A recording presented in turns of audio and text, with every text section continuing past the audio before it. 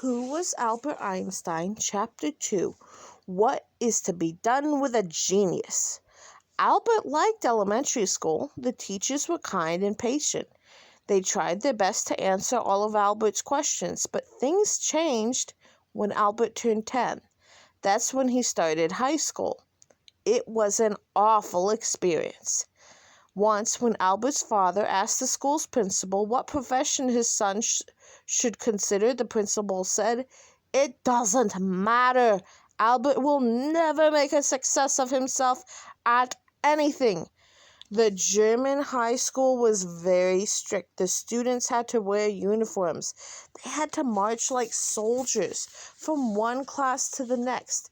And soldiers made Albert nervous. In the classroom, everyone had to sit very straight at all times. Teachers yelled out orders. Students jumped to attention. Questions were not allowed. Albert was expected to read and memorize. He was not expected to think. Albert was stunned. This wasn't his style. Albert called his teachers sergeants because of how they treated the students. Math was his favorite subject because you couldn't just memorize math problems. You had to think through them. At home, his uncle made up different algebra problems for Albert. Algebra is math that involves questions, and for Albert, it was like solving a puzzle. Albert was also given books that he used to teach himself geometry. Geometry is math that involves shapes, squares, cubes, circles, and spheres. And for Albert, it was like playing with blocks. Meanwhile, other boys in his class were still struggling with multiplying and dividing, and Albert was being punished for asking too many questions. Albert never really fit in with the other boys at his school.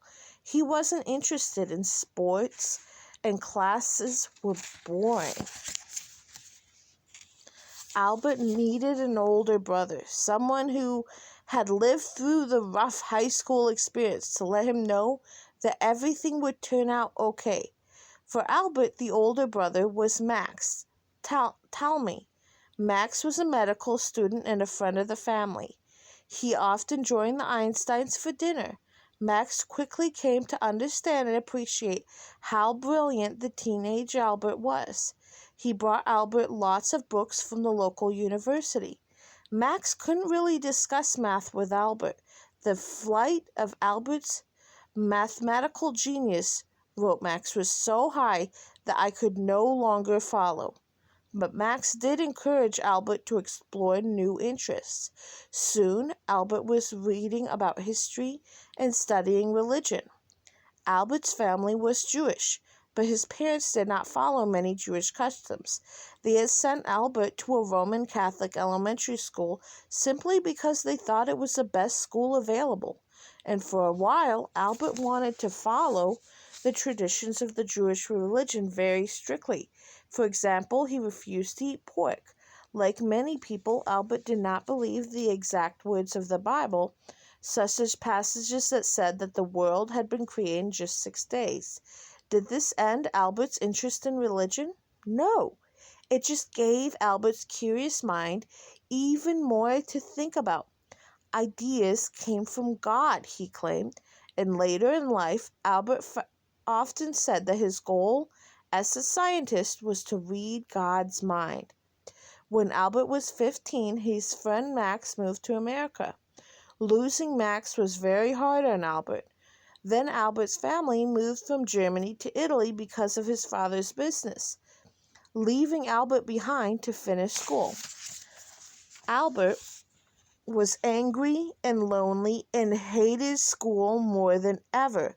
Albert had never looked up to his teachers. Now he grew openly disrespectful of them.